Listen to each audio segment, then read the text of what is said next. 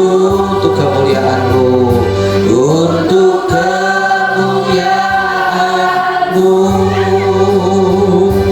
untuk kemuliaan-Mu. Haleluya.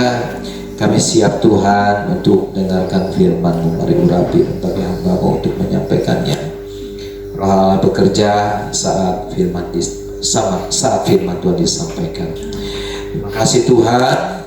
Terpujilah nama Tuhan. Di dalam nama Yesus kami berdoa. Mari bersama-sama kita katakan amin. Silakan duduk kembali.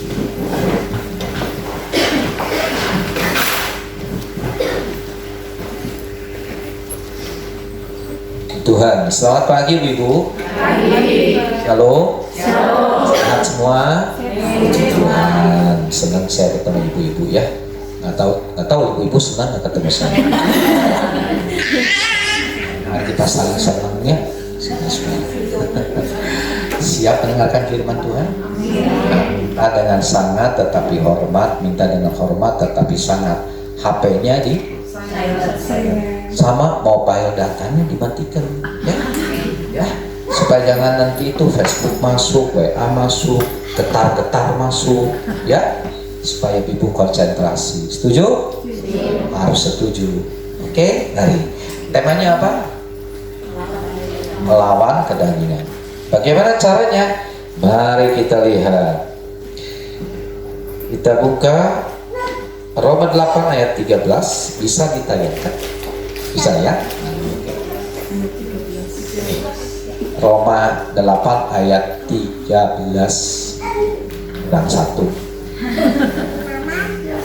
Roma 8 ayat 13. Nah ini, sebab jika kamu hidup menurut daging, kamu akan mati. Mati di sini maksudnya masuk neraka, binasa.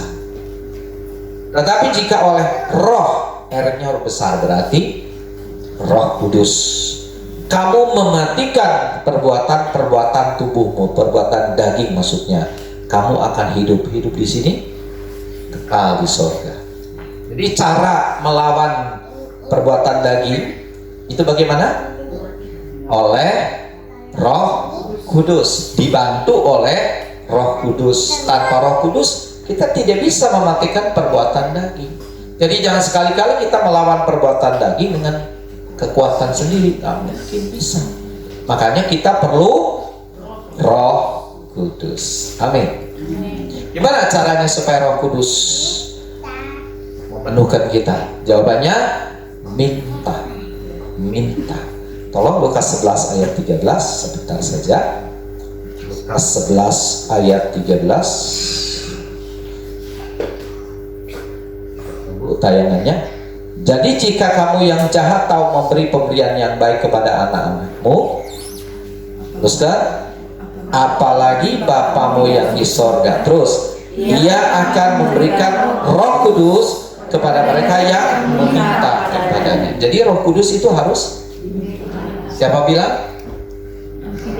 Tuhan Yesus yang bilang, bukan saya ya. Jadi ibu-ibu yang dikasihi Tuhan, sering-seringlah minta Roh Kudus memenuhkan kita. Suka berdoa? Suka berdoa? Apa yang diminta? Pasti berkat, pasti mujizat, pasti kesembuhan. Apa salah? Enggak salah. Tapi ada yang lebih perlu daripada itu, yaitu Roh Kudus. Makanya minta Roh Kudus. Ya, minta Roh Kudus ya. Ya hino, minta Roh Kudus. Tuhan, penuhi aku dengan Roh-Mu. Apa tujuannya? Supaya aku dapat mematikan perbuatan daging. Sebab dengan kekuatan sendiri nggak bisa, ibu-ibu. Ya, kita harus penuh dengan Roh Kudus. Kita butuh Roh Kudus. Coba satu ayat lagi. Ya, di dalam Galatia 5 ayat yang ke-16. Galatia 5 ayat yang ke-16. Kita tunggu tayangannya. Ini maksud Paulus kepada jemaat di Galatia. Dia nasihatkan, apa katanya? Hiduplah oleh Roh. R-nya huruf besar. Ini berarti Roh Kudus. Jadi maksudnya penuhlah dengan Roh Kudus. Nanti Roh Kudus memimpin, menguasai kita. maka teruskan kamu tidak akan menuruti keinginan. Jadi untuk tidak menuruti keinginan daging kita harus hidup oleh Roh. Nah itu makanya minta Roh Kudus. Amin Bu. Amin. Karena waktunya singkat ya, saya persingkat pula ayat-ayatnya. Sebetulnya banyak sekali yang ingin saya sampaikan. Oke. Yang jadi pertanyaan sekarang, apa sih keinginan daging itu seperti apa? Kok harus dimatikan? Galatia 5 ayat 19, tolong ditayangkan. Nanti kita sampai ayat 21 ya. Galatia 5 ayat 19 saja dulu. Nah ini perbuatan daging. Perbuatan daging telah nyata, yaitu silakan dibaca 1, 2, 3. Percabulan, kecemaran, hawa nafsu, ayat 20.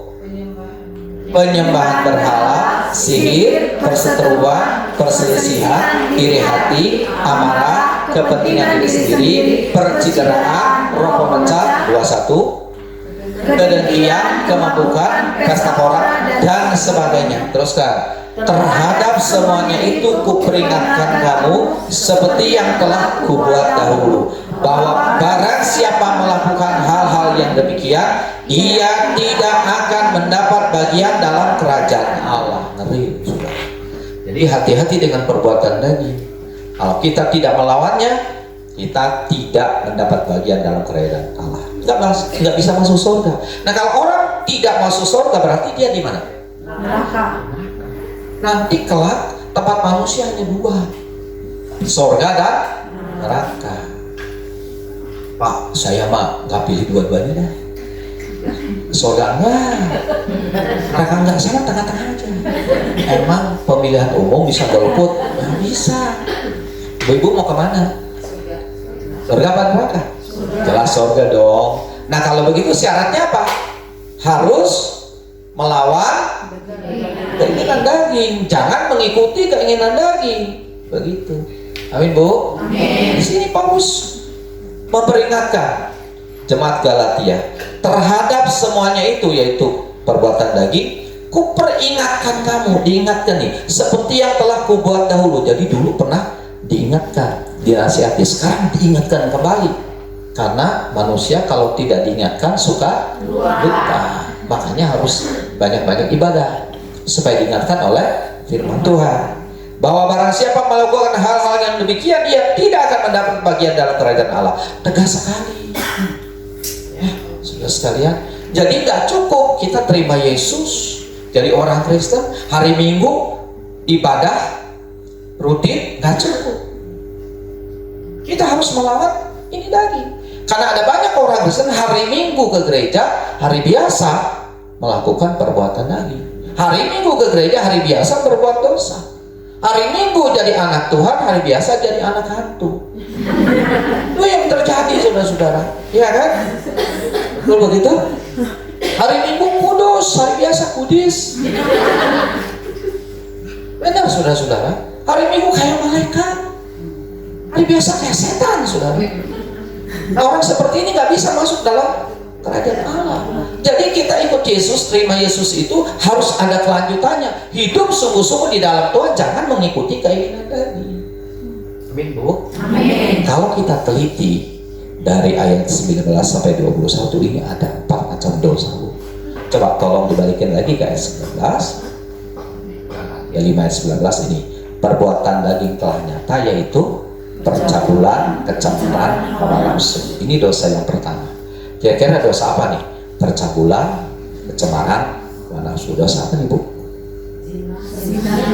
Hah? Iya zina. Zina itu dosa apa? Dosa-dosa seksual. Ini disebut nomor 1 nih, dosa seksual. Kenapa ya? Karena memang manusia saudara paling mudah ya masuk dalam dosa ini. Gemar sekali soal percabulan, soal pornografi. Ya tadi tayangan-tayangan di Facebook, di YouTube ya, berbau pornografi itu kuat sekali, betul ya Bu? Iklan-iklan itu begitu vulgar ya.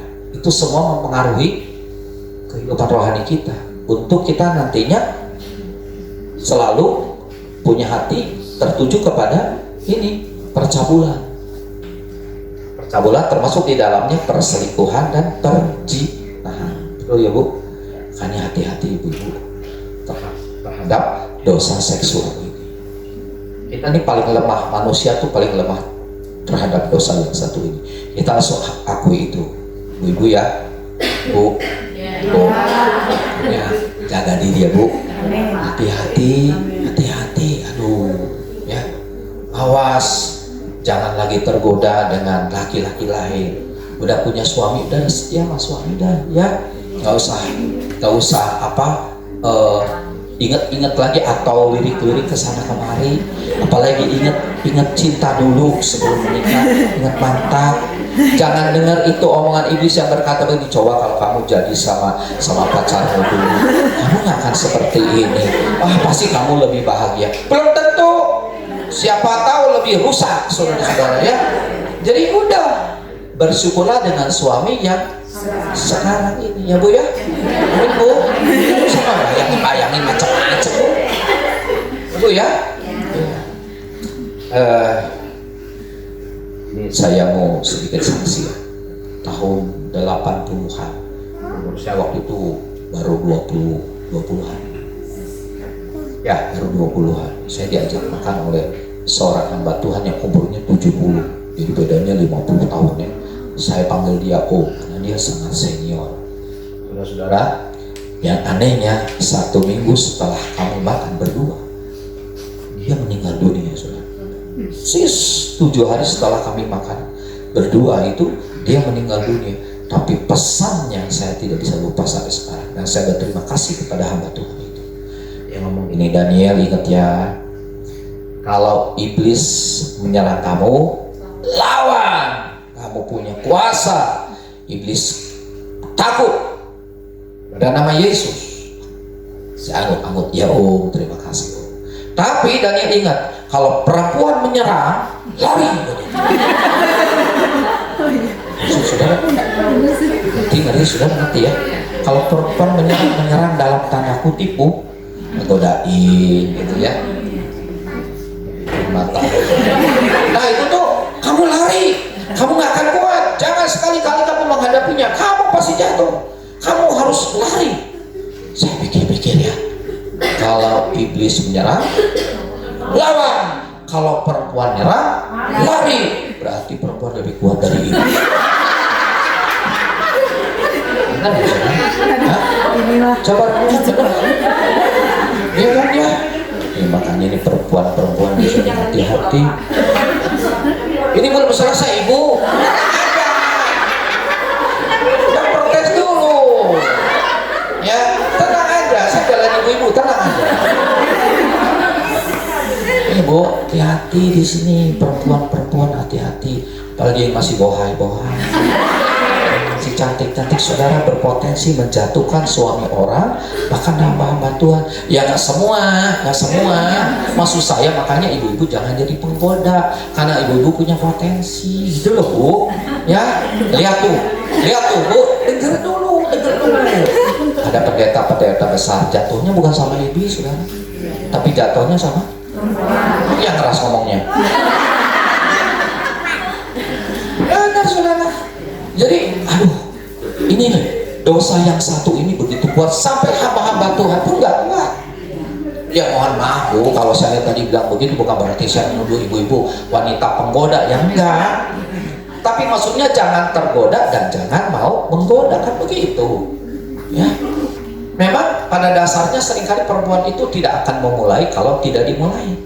Kan begitu. Jadi istilahnya laki-laki dulu menggoda, tapi ibu-ibu tergoda. Dan kalau ibu-ibu sudah tergoda, menggodanya lebih hebat daripada laki-laki menggoda. Kan begitu. Maksud saya begitu Ibu. Ya, tidak protes dulu atau Bu. Jadi ibu hati-hati dengan dosa. Ya Bu ya, Bu. Ya. Iya Pak. Nah, kalau kita melakukan dosa yang satu ini sudah nggak bisa masuk surga, sebab di surga tidak ada kenajisan model seperti ini. Baca nanti Wahyu 1 ayat 27 di rumah. Gak akan masuk ke dalam surga sesuatu yang najis, termasuk dosanya. Ya Bu ya. Makanya penuh dengan Roh Kudus supaya hati kita jangan dicondongkan ke sini. Jadi kuat, bahkan bisa menolak atau berkata tidak kepada dosa-dosa seksual. Lihat Yusuf, saudara. Kenapa dia begitu kuat digoda istri Potifar? Karena dia takut akan Tuhan. Roh Allah ada padanya. Luar biasa. Ya, memang gampang, saudara, menolak istri Potifar yang cantik, sedangkan Yusuf masih sangat muda. Nggak gampang, saudara. Nggak gampang.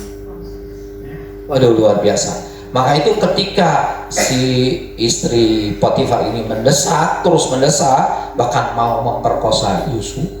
Benar, saudara-saudara ya. Saya pikir di mana-mana laki-laki yang memperkosa perempuan, ini mah perempuan perkosa. Nah, ketika saat itu Yusuf terdesak, Yusuf bagaimana? Lari, saudara. Larinya kemana? Keluar, betul kan? Tapi banyak juga sekarang orang laki-laki digoda perempuan, lari juga, tapi larinya ke dalam, saudara. Bukannya keluar. Benar tadi hamba Tuhan, kalau iblis menyerang, lawan. Kalau perempuan nyerang, larinya keluar. Ya, Ibu ya.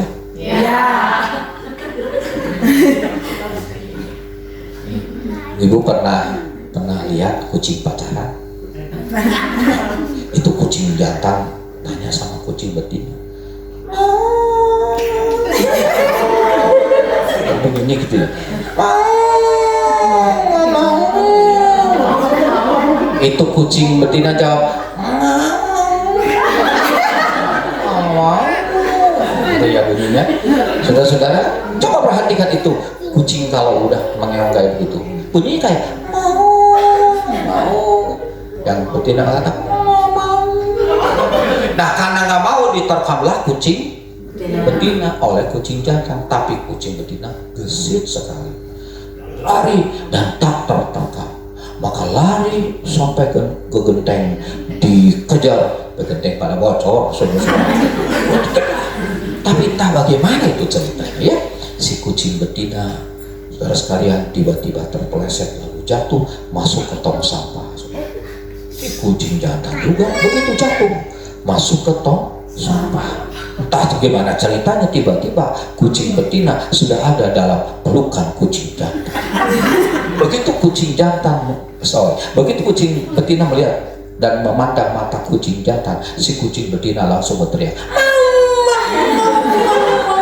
tadi tidak mau, sekarang itu namanya malu-malu. Banyak orang Kristen gitu, kalau di gereja ditawarin ibu-ibu mau berdosa, pasti katakan tidak, ya kan? Tapi begitu di luar gereja, lihat kiri kanan, aman, berbuat dosa. Itu yang terjadi, saudara sekalian. Itu namanya malu-malu kucing. Di dalam gereja, ya tidak mau karena malu. Ibu-ibu berani berbuat dosa di sini? Kenapa nggak berani? Banyak orang, ya kan? Masa berbuat dosa di sini? Apa kata orang?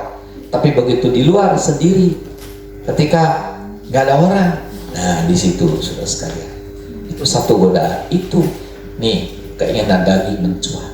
Kita harus melawan dengan apa? Kuasa Roh Kudus. Katakan tidak terhadap godaan atau apapun yang arahnya kepada dosa seksual ini. Amin, Bu. Amin. Waktu sangat singkat, kita teruskan. Dosa yang kedua, ayat 20. Mari kita lihat Galatia 5 ayat 20. Dosa yang kedua adalah penyembahan berhala dan sihir. Dosa apa ini? Penyembahan berhala dan sihir. Dosa apa ini? Kita tahu dosa apa? Dosa okultisme. Okultisme itu artinya hubungan dengan setan atau kuasa kegelapan yang ada hubungan dengan iblis. Itu namanya dosa okultisme. Ada banyak saudara orang Kristen masih ke dukun, percaya Yesus katanya, tapi juga masih ke dukun. Nah, itu dosanya dosa okultisme. Siapa masih ke dukun, tukang kuamiah, tukang ramal, ya, paranormal, Saudara-saudara, dengar baik-baik, engkau nggak bisa masuk surga. Aduh, katanya ke orang pinter, ngomongnya kan gitu ya, orang pinter. Betul kan? Namanya orang pinter, tapi namanya Ki Joko bodoh. Katanya pinter tapi bodoh. Kalau nggak Ki Gendeng, ngomong terus katanya pinter tapi gendeng. Yang dimintai tolong bodoh, yang minta tolong ya lebih bodoh, yang dimintai tolong gendeng, yang minta tolong ya lebih gendeng. Jadi siapa yang suka ke orang pinter, ke dukun, itu namanya bodoh dan gendeng. Makanya nggak bisa masuk ke surga orang bodoh dan gendeng. Ya, saudara-saudara, itu sebabnya kalau ada apa-apa, kalau ada masalah, berharapnya kepada Tuhan. Tuhan yang mana? Tuhan Yesus Kristus. Amin. Amin. Apalagi okultisme itu. Hayo tahayo. Okultisme lu. Angka 4 katanya mati, 13 angka sial. Ya, lihat gedung-gedung tinggi, nggak ada angka lantai 4 dan angka lantai 13 nggak ada, rata-rata itu diganti. Lantai 4 jadi nggak ada lantai 4 dari 3 langsung 5, lantai 13 nggak ada dari 12 langsung ke 14, saudara-saudara. Ya, saya suka berpikir kalau ada suami istri anaknya 15, itu kasihan anak yang keempat sama 13. Kalau ditanya anak keempat, Dek, kamu anak berapa? Saya anak ketiga A. Masa gitu, saudara? Anak ketiga tanya, kamu anak berapa? Saya anak ke-12 A. Ada banyak orang itu masih percaya itu, makanya rumahnya nomor 4 jadi 2A. Rumahnya nomor 13 jadi 11A. Betul? Iya, saudara. Siapa yang mengganti nomor rumah seperti itu? Engkau percaya kepada tahayul. Orang percaya tahayul nggak bisa masuk surga. Benar. Ya, termasuk cap jisyo. Tahu cap jisyo? 12 sio. Ya, orang Chinese punya kepercayaan ya, 12 sio. Sio kambing, sio monyet, sio babi, sio kuda, ya, macam-macam sio, saudara-saudara ya. Ada satu encim ditanya, Cim, kalau encim sio apa? Encim sio monyet, jadi encim monyet. Kalau encim sio apa? Cek sio kuda, jadi encim kuda. Ada sio apa? Sio Yesus. Jangan pakai lagi sio, kita udah di dalam Yesus. Amin. Amin ya. Sampai tahun-tahun juga pakai tahun-tahun binatang. Tahun ini katanya tahun apa? Tahun kelinci katanya, ya kan? Betul? Jangan pakai lagi itu. Kita tidak lagi seperti dulu. Kita sekarang di dalam Yesus. Sebetulnya tahun-tahun yang kita lalui ini disebut tahun apa? Bu, konsentrasi di sini, Bu. Konsentrasi. Urusannya boleh diselesaikan dulu atau ada apa? Ya, silakan. Cok, sini. Saya umumkan supaya ibu tidak kasihan. Konsentrasi. D1085 SGU. Ada yang bawa mobil ini menghalangi, tolong dipindahkan. Ada? Oh, ada. Oke. Nah, beres ya. Terima kasih. Oke. Bagaimana tadi Oke, siap. Tahun yang kita lalui ini adalah disebut tahun apa? Masehi. Masehi itu berasal dari kata Isa Al-Masih. Isa Al-Masih itu kan Yesus. Berarti tahun kita adalah tahun Tuhan kita. Namanya Yesus Kristus. Artinya apa? Kalau tahun kita disebut tahun Tuhan kita, artinya setiap hari, setiap minggu, setiap bulan, setiap tahun kita berjalan bersama Yesus. Maksudnya itu. Tapi kalau tahun ini tahun kelinci berarti berjalan bersama kelinci. Nah kalau tahun monyet berarti berjalan bersama monyet. Oh, saya nggak mau saudara. Tahun kuda berjalan bersama kuda. Nah, iblis itu sengaja bikin seperti itu, saudara-saudara. Supaya apa? Supaya saudara konsentrasinya bukan kepada Tuhan tetapi kepada binatang-binatang. Nih, dengar baik-baik, ada 5 tingkatan. 1 Tuhan, 2 manusia, 3 hewan, 4 tumbuhan, 5 benda mati. Ini tuh urutannya begini. Kita di mana? Kita di sini, saudara. Tuhan mau kita naik seperti Yesus. Betul? Betulin dong. Naik seperti Yesus. Tapi kenyataannya manusia turun kayak hewan. Sio babi, sio monyet, sio kuda turun. Betul? Turun. Terus turun lagi ke sini. Tumbuhan, ada pohon besar di semua. Turun lagi. Turun lagi ke sini. Benda mati. Gunung, ada gunung di sebelah. Gunung Kawi, banyak orang ke sana minta rezeki. Jadi bukannya naik tapi turun. Iblis ini saudara pandai sekali.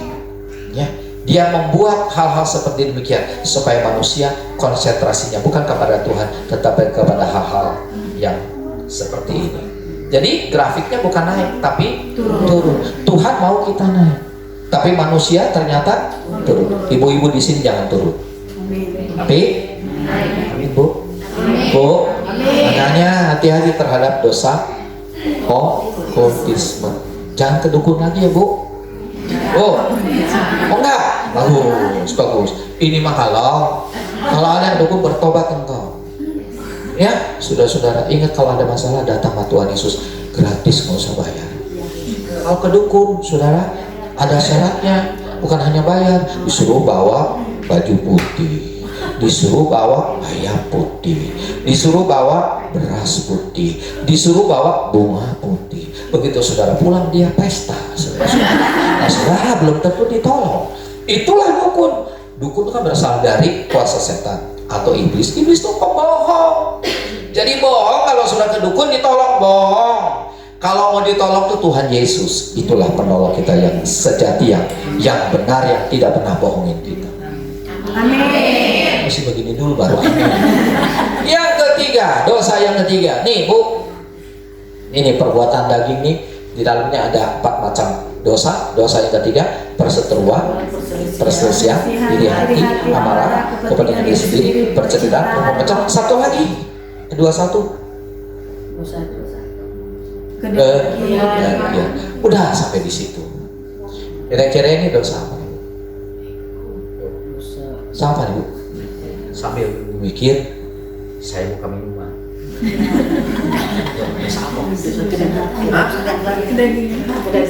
Iya, kedagingan semua juga kedagingan.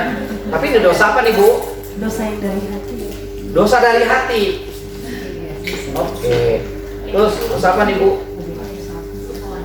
Nafsu. Daging kan nafsu, sama. Jawabannya ini adalah dosa-dosa sosial. Oh, bener. Dosa-dosa sosial. Artinya, Bu, dosa-dosa yang dilakukan antara kita terhadap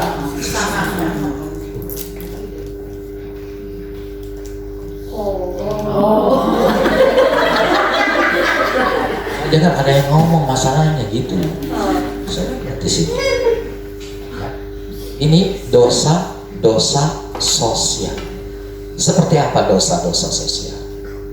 Benci, sebel, ya, muak, iri hati, sirik ya. Terus nggak bisa memaafkan kalau orang bersalah kepada kita. Ya. Apalagi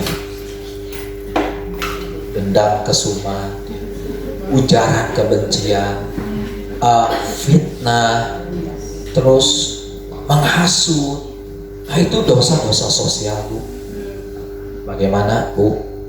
Kita di sini, ayo coba periksa hati kita. Ada kebencian nggak terhadap seseorang? Kalau ada, ibu-ibu sedang terjebak dalam dosa ini. Kedagingan Bu. Bagaimana caranya? Maafkan orang yang bersalah kepada kita. Itu mertua. Biasa nih menantu perempuan dengan mertua perempuan itu ciong istilahnya, kayak kucing sama anjing. Tapi sekarang banyak kucing dan anjing akur, saudara, rukun. Malu dah sama mereka ya, sekalian. Iya bener.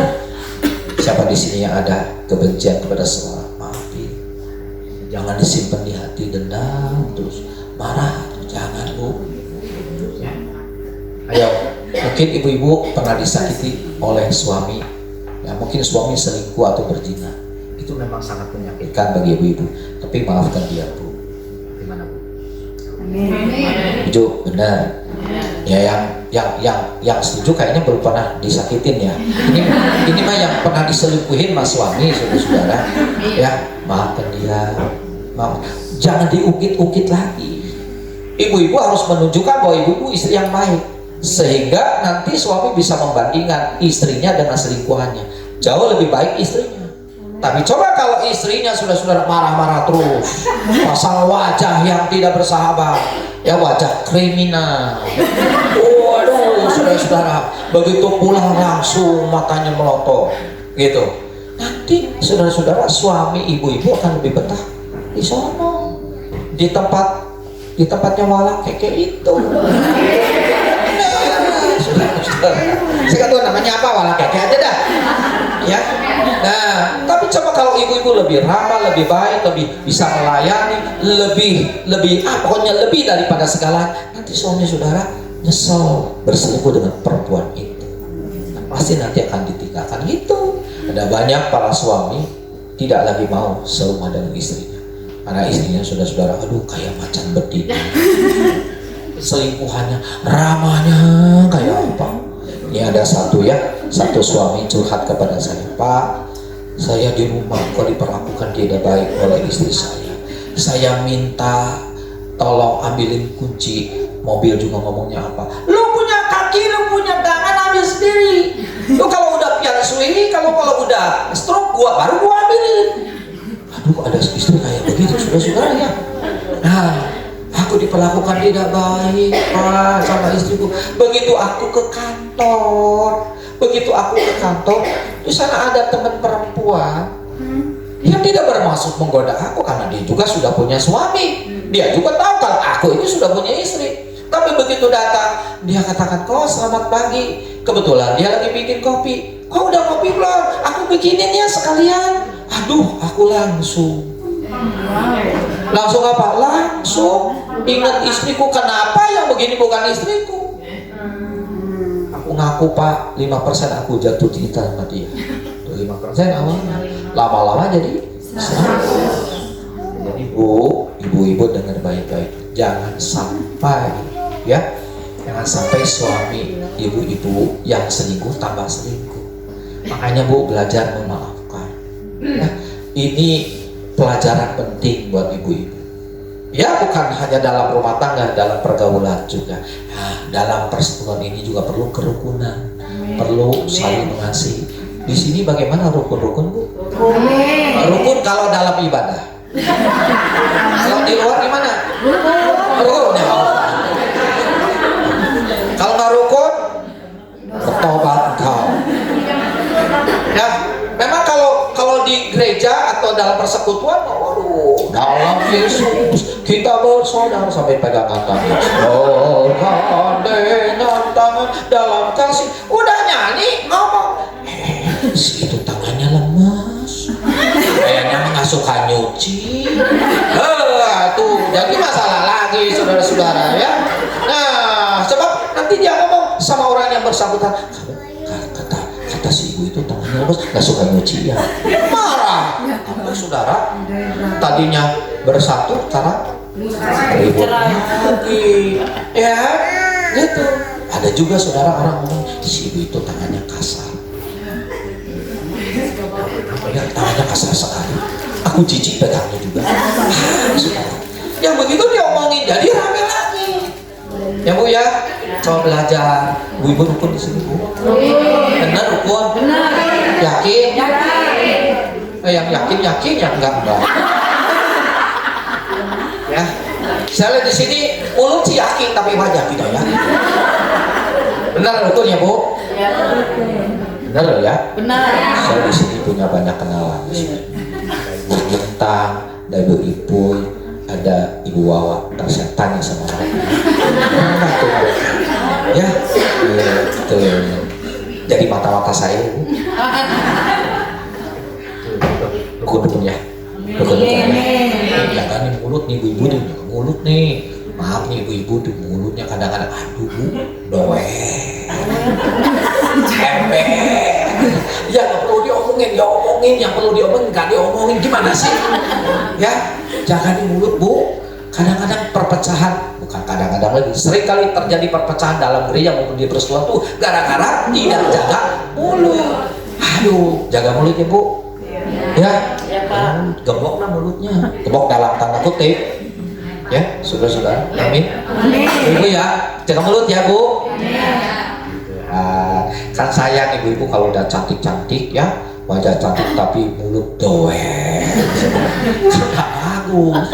Ya, ada wajah cantik harus disertai dengan perkataan yang baik. Ibu ya. Amin Bu. Sayang ibu-ibu tuh di sini udah pakai lipstick ya Bu ya, pakai antik, pakai isolasi ya Bu. Tapi mulutnya nggak bisa direm. Saudara-saudara, ini bikin ribut.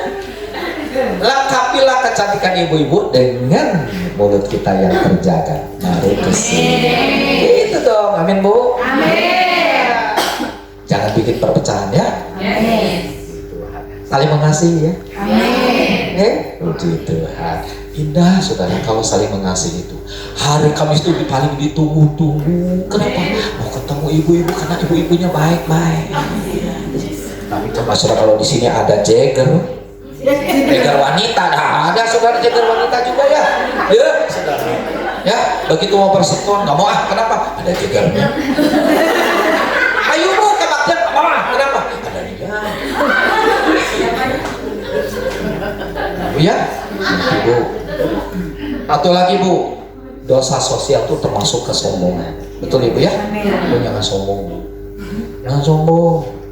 Kita harus belajar rendah. Amin. Ya. Kalau kita kaya raya tetap miskin.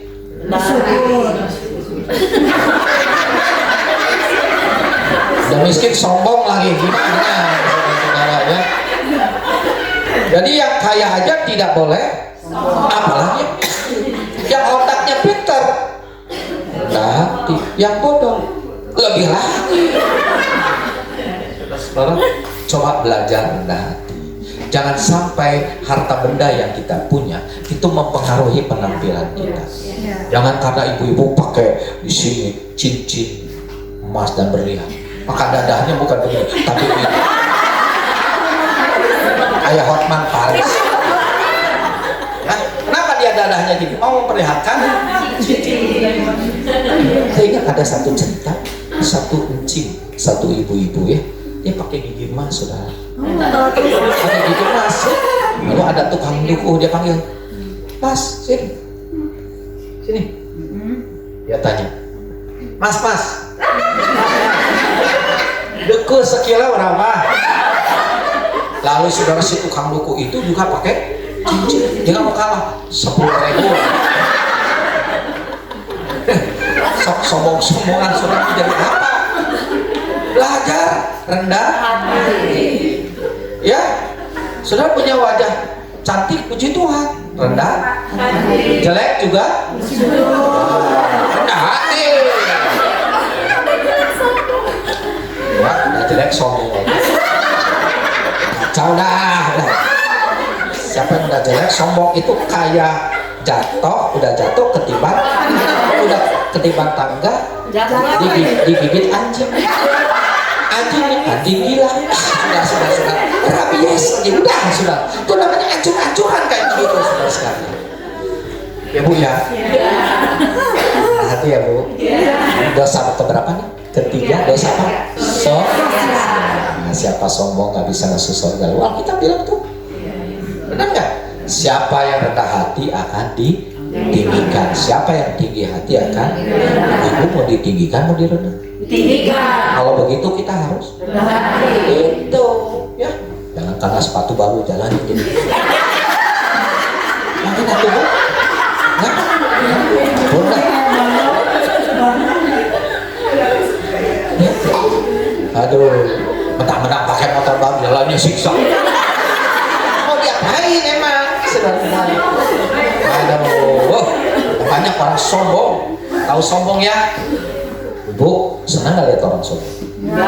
Apalagi Tuhan. Sebaliknya Bu, senang gak lihat orang rendah hati? Apalagi Tuhan. Mau disenangin Tuhan, mau dibenci Tuhan?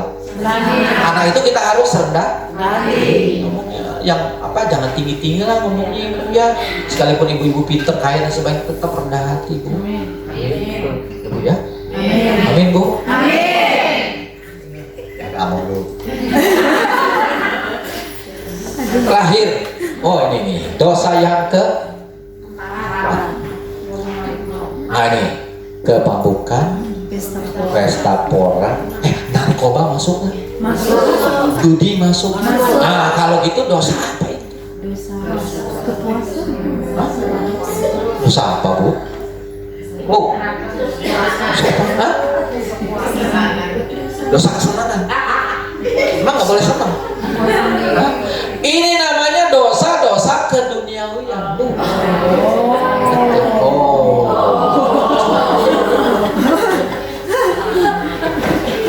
Saya senang melihat ibu-ibu, benar, senang. Benar. Yang tadinya tidak tahu, jadi tahu. Begitu tahu. Bu, hati-hati dengan dosa yang keempat ini. Kemabukan, pesta pora, dan sebagainya. Termasuk narkoba, judi, dan sebagainya. Bu-ibu, hati-hati ya Bu. Kita anak-anak Tuhan harus beda dengan orang dunia. Janganlah kita ke dunia. Amin Bu. Ibu ya, saya tidak usah terangkan banyak-banyak ya, udah ngerti kalau yang dosa yang keempat ya Bu ya. Ya Bu ya. Ngerti nggak Bu? Apa boleh terangkan? Nggak usah lah ya. Kalau ini merokok termasuk? Masuk. Masa hari Kamis ibu mendengarkan firman Tuhan, angkat tangan, puji Tuhan, haleluya, menyembah Tuhan, tapi hari biasa. Gimana coba saudara? Nggak pantas ya. Laki-laki saja kalau merokok itu nggak bagus, apalagi perempuan. Bu, itu termasuk keduniawian Bu. Apalagi pakai narkoba, jangan ya Bu. Ayo Bu, kita belajar untuk hidup kita suci, kudus seperti apa yang Tuhan mau. Bu, jadi perilaku kita juga harus harus mencerminkan kalau kita nih anak-anak Bapa di sorga.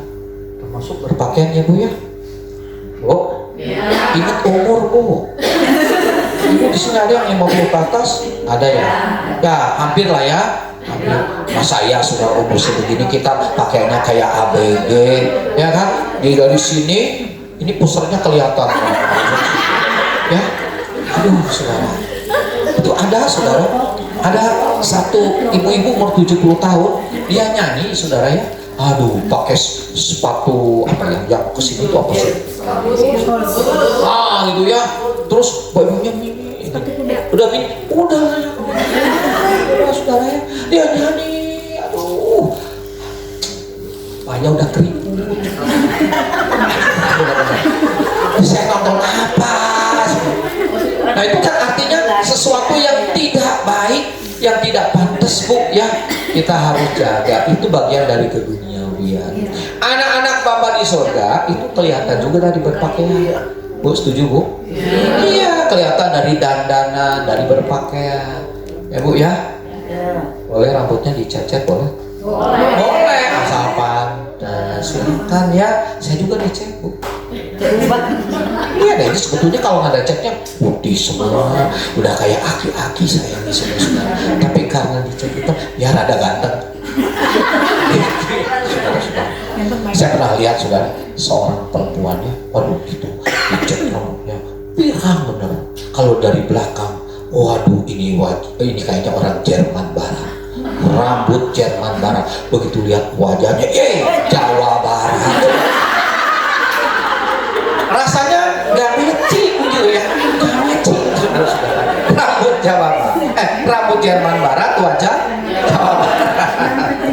Itu salah satu contoh saudara sekalian cara berpenampilan. Ya ibu-ibu ya, saya nggak panjangkan firman Tuhan, tapi dengan baik-baik ingat yang ini. Barang siapa melakukan hal demikian, katanya apa? Ia tidak akan mendapat bagian dalam kerajaan Allah. Ada 4 macam dosa dalam perbuatan daging. Coba ulangi sekali lagi. Dosa apa saja yang pertama? Dosa seksual. Yang kedua?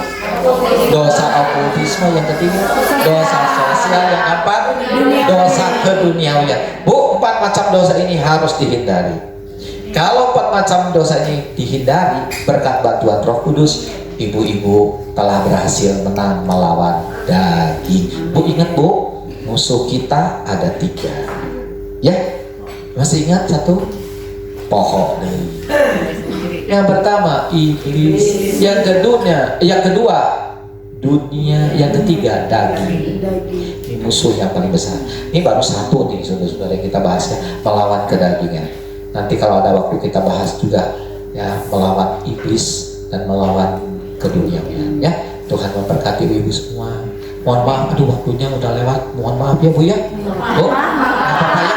Apa? Awal jam 10, jam 11 ya Bu ya. Oke. Yuk kita berdoa dulu. Mau saya lihat dulu di sini gimana susunannya. Betul ya, doa dulu ya. Yuk mari Bu, kita doa dulu ya. Bapak yang baik, kami bersyukur atas firman-Mu yang sudah disampaikan. Bapak, hanya tolonglah kami untuk kami dapat melakukannya. Kami tidak mampu Tuhan melakukan hal apa yang diajarkan firman-Mu tadi, untuk melawan daging dengan kekuatan sendiri. Kami butuh Roh Kudus. Sebab itu Tuhan, penuhi kami dengan Roh Kudus-Mu, pimpin kami Tuhan dengan Roh Kudus-Mu, kuasai hidup kami Bapa, dan kami menang melawan kedagingan, agar kami berkenan di hadapan Tuhan. Berkati semua ibu-ibu yang sudah hadir, berkati para pelayan-pelayan juga yang sudah melayani ibadah ini. Apa yang mereka lakukan, buat-Mu ya Tuhan, tidak sia-sia, bahkan semuanya dicatat oleh Tuhan di dalam kerajaan surga. Berkati mereka Tuhan dalam segala hal. Terima kasih Bapak untuk firman-Mu. Di dalam nama Yesus kami berdoa. Mari bersama-sama kita katakan amin. Haleluya.